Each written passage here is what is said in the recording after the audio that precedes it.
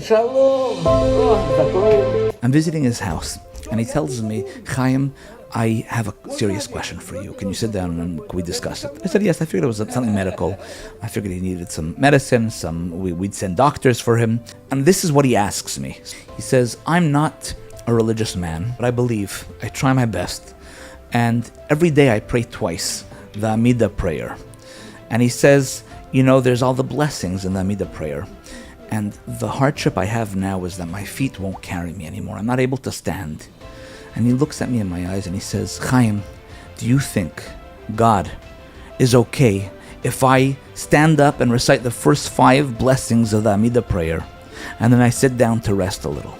And then I stand up again to recite the next 5 blessings, and then I sit down to rest. And I stand up again to recite until the end. Do you think for God this is okay that I'm doing it this way? Or must I stand holding on to some railings the entire time? I look at Lev Ben Michael, who passed away a month ago. I look at him in his eyes, and I see the sincerity of his question. And I didn't even have how could I answer such a yid, such a deep, meaningful question? I thought right away, how do I daven? How do we daven? How often do we sit and hold the siddur and actually think about the words we're praying to Hashem? How often do we stand and use a phone to daven, and then there's a little message comes in and you slip to the message? How often do we daven by heart, not paying attention to what words we're saying or who we're davening to? And you have a 93-year-old man who lives a very simple life. He can't leave his apartment. He's far from being comfortable.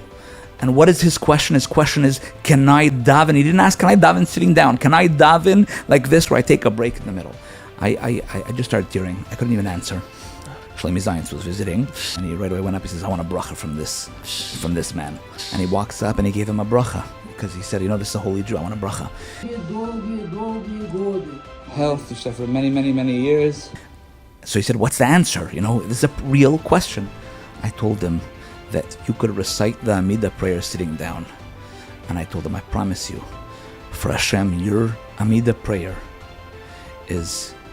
leaps above any Amidah prayer that I could daven standing up. He was worried. And this is a Jew. This is a Jew that just wants to connect to God and wants to pray to God, but he wants to do it right. His father didn't teach him. His mother didn't teach him. He had no one to teach him. He himself.